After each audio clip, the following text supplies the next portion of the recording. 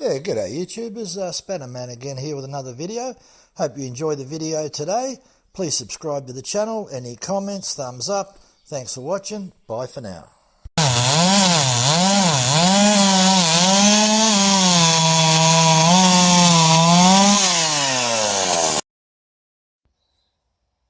G'day YouTubers, Spannerman again here with another video. Today this is part 2 of anti-kickback chains, and we're going to look at a used chain and look at a new chain. So I've been doing a little bit more research into it and found out a few other things, so I'm just going to pass them on.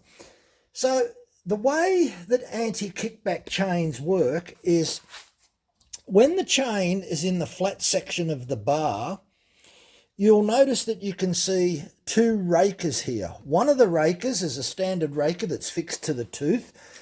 The other raker is fixed to the drive link. It's part of the drive link, and it's a little bit longer, so you can see it protruding out.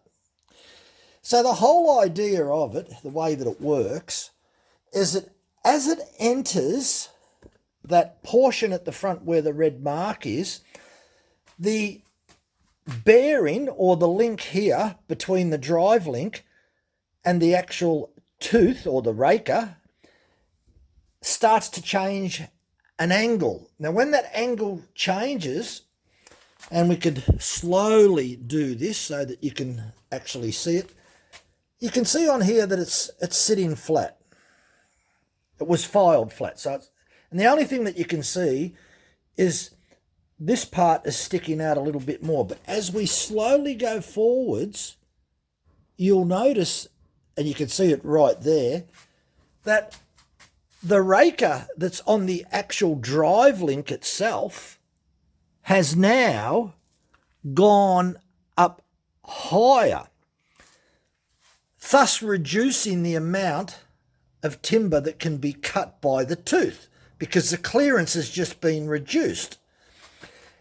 It stays raised like that as we go around the radius. As long as that link has got a bend in it, that is going to stay protruded like that and will offer protection. That is the way that it works. So if we were to strike a little bit of timber here, yes, it'll still give a little bit of kickback, but it won't be as violent as if you didn't have protection there. Now, I've done a little bit of more research on a brand new chain just to see the difference, because I've got a few chains out there, so I thought, I'm going to have a look at a brand new chain and just have a look at the difference. And the chain that I've got, so this is a 14-inch bar here, and this is a still 3/8 low profile off an MS-170. So I've got a brand new chain off for an MS-180.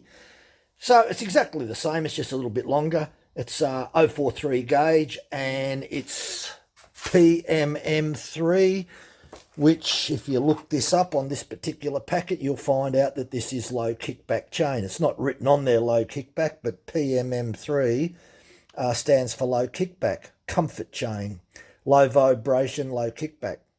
That's what it is. So the chain in this box is exactly the same design as this one. They're both steel chains. But the brand new chain works slightly different. It doesn't give the protection until it's worn halfway down. So we'll have a look at that. And the reason that it doesn't offer the protection is because when you file it down, the actual raker gets closer. You'll see as it moves around the bar. You have to see it. And I was very surprised that it doesn't offer the protection as much as what a worn chain does. So my observation is that a worn chain actually provides much more protection from kickback than what a brand new chain offers, which is, yeah, very strange. So if we zoom in again and we look at this part here, you'll notice that there's a bit of a curve on there, and you can see it. Let's bring it on the outside. You'll see it better. So you can see that it drops down here. It's got this curve on it. So this is This is the actual Kickback raker that's part of the drive link. Now, on the one that was worn down, it was filed. If you actually look at the raker here, you'll notice that it actually drops down. The angle is that way, whereas on the one that I filed with the steel gauge is that way. So brand new, it's got a totally different angle on it. But this angle that's on here, I can't see how it offers any protection, because let's move it around and you'll see that the actual, if you look at it now, the actual raker gauge is producing or protruding higher. So the anti-kickback's doing nothing at this point, absolutely nothing. And even around here, you'll see that the standard raker is protruding out more. So when is this brand new anti-kickback going to kick in? I can't see it. So we'll bring it around here. And if you have a look down here, you can see that it's level. There's not one point during the rotation into that red zone, the danger zone, that I can see that the anti-kickback raker that's on the drive link is offering protection. None whatsoever. It's only when you file it down a good 0.5 millimetre that it actually comes into play. So I used a still progressive depth gauge to file the chain I had before. I haven't put it on this chain just to see what the difference is, so we might do that just to see what the difference is.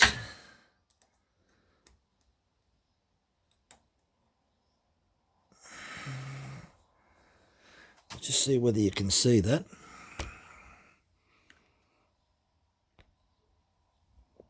So looking at that raker gauge, that could, on this progressive gauge, that's sticking up already. That could be filed according to this depth gauge. So it's totally a different profile. Yeah. So if we put the old one back on, we'll just do that. You'll see I'm just comparing old against new, and what I'm saying is that the new chain, the brand new chain out of the box, doesn't seem to offer the same protection. The actual anti-kickback link, which is part of the drive link, it is the drive link, seems to work better when the chain is half worn down, which is very, very strange. I wouldn't have thought that would be the case. So again, if we actually have a look at this, we'll just put the depth gauge on. Let's do it on this tooth here. I put this on here and you can see, we'll just zoom back in. You can see that's filed. As you can see, this is a 3/8 Pico depth gauge. So that tooth there will follow that tooth. That's the one with the red mark on top. And we'll follow that right up to the nose. We'll bring that up. So there it is there. And as you can see, it's sitting dead flat. And when we bring it round to the nose, you'll start to see that it's sticking up higher.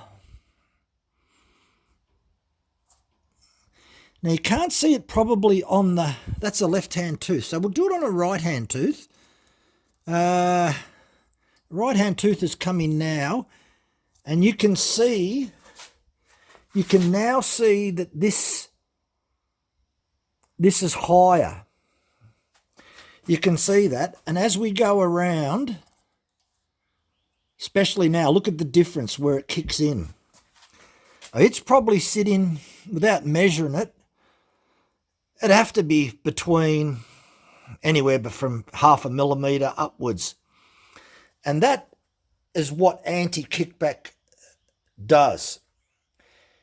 It's stopping, the raker is protruding up much higher that the tooth can't take a good bite, thus reducing any kickback. And even when we bring it right around here, right into that mark there, you can see how that protrudes out.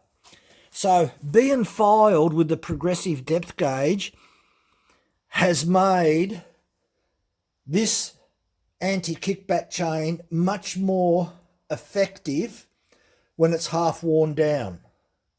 Now, if I get the brand new chain and this little mark that's on here and I line that up with the rivet, you'll find out that you won't see any protrusion of that kickback link. It's on the drive link. So very, very interesting that. We'll just put that in so that you can see it. So it's just, I was playing around. I thought, oh, I wonder, I'll see how many different chains I've got that have got the anti-kickback fitted to them. And the only chains that I had were the small little 3/8 Pico ones that had it. So, and then I just thought, oh, I'll put that on there and see what it looks like.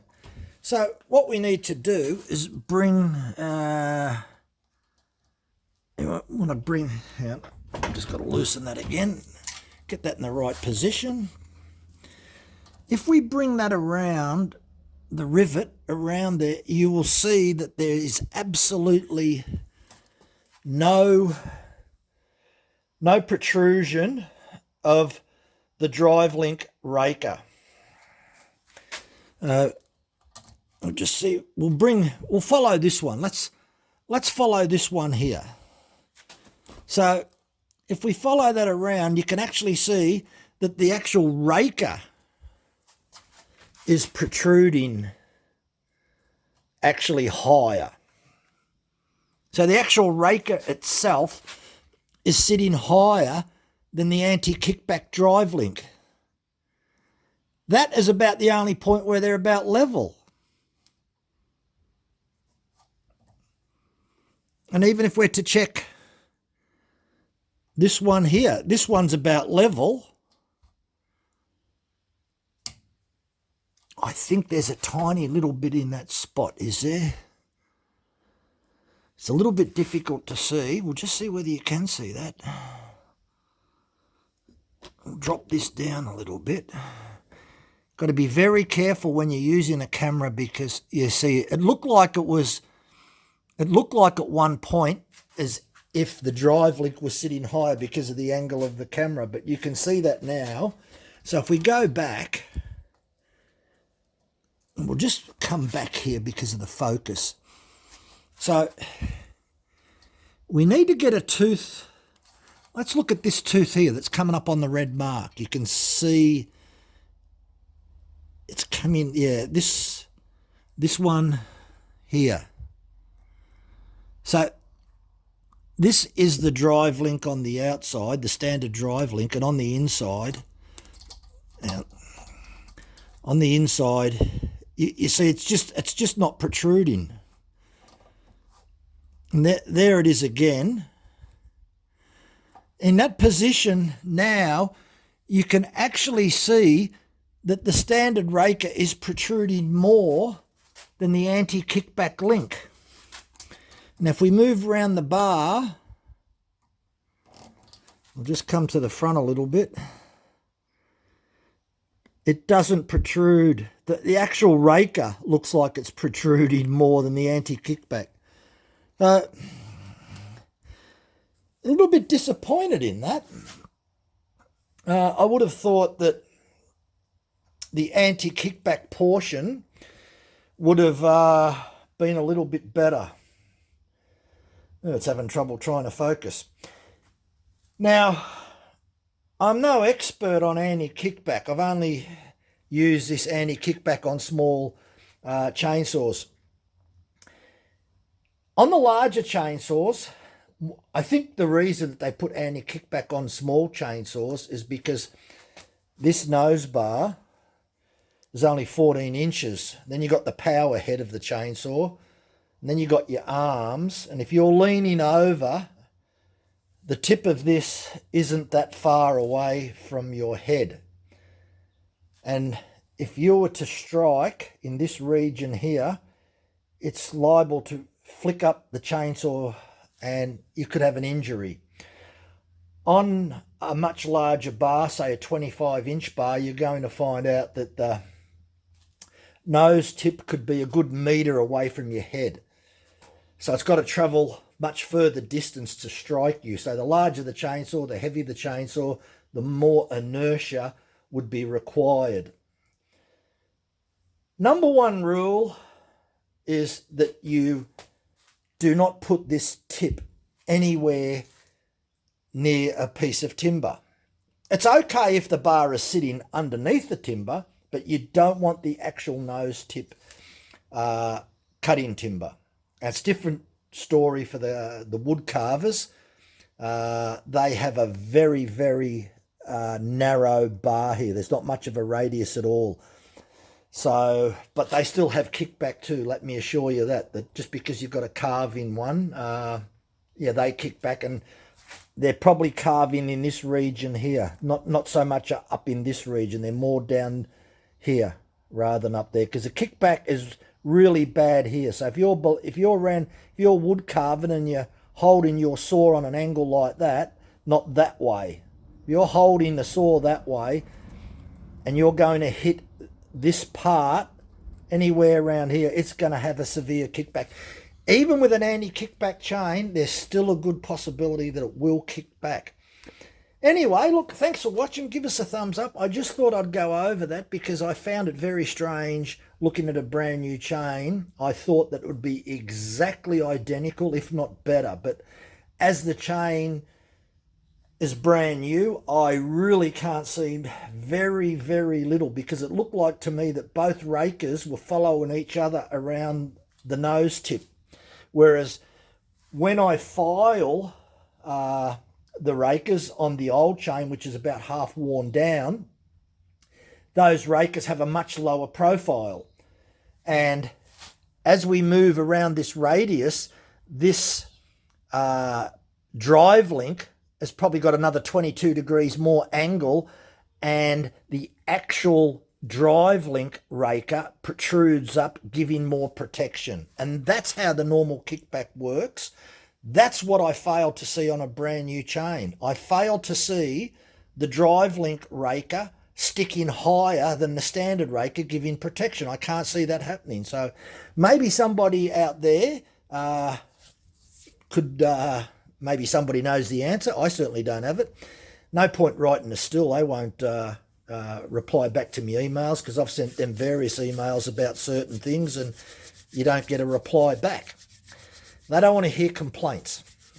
Anyway, it's not a big complaint. It's just something that I was a little bit curious about as to the anti-kickback on a brand new chain and the anti-kickback on the same chain. So let me just reiterate that both of these chains are identical. They're exactly the same chain. They're a 3/8 low profile PMM3. That's what it is. PMM3. 3/8P. Anyway, give us a thumbs up. Thanks for watching. It'd be interesting to see what other people have comments on this type of chain.